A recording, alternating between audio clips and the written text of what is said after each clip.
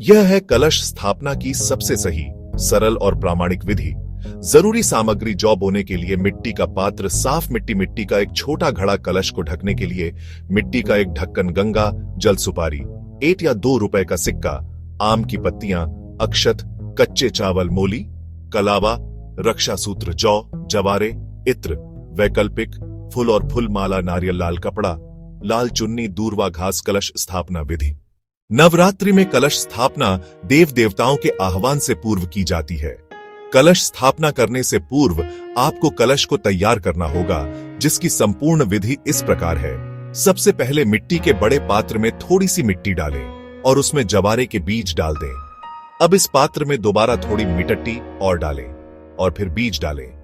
उसके बाद सारी मिट्टी पात्र में डाल दें और फिर बीज डालकर थोड़ा सा जल डालें।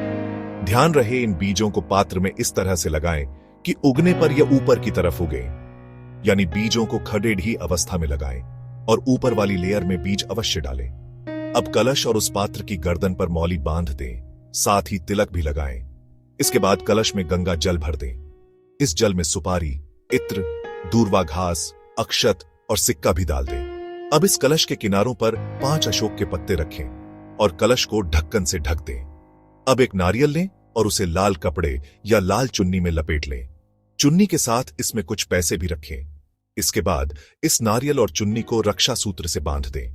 तीनों चीजों को तैयार करने के बाद सबसे पहले जमीन को अच्छे से साफ करके उस पर मिट्टी का जौ वाला पात्र रखें। उसके ऊपर मिट्टी का कलश रखें और फिर कलश के ढक्कन पर नारियल रख दें। आपकी कलश स्थापना संपूर्ण हो चुकी है। इसके बाद सभी देवी देवताओं का आह्वान करके विधिवत नवरात्रि पूजन करें। इस कलश को आपको 9 दिनों तक मंदिर में ही रखे देने होगा। बस ध्यान रखें, सुबह शाम आवश्यकता अनुसार पानी डालते रहें।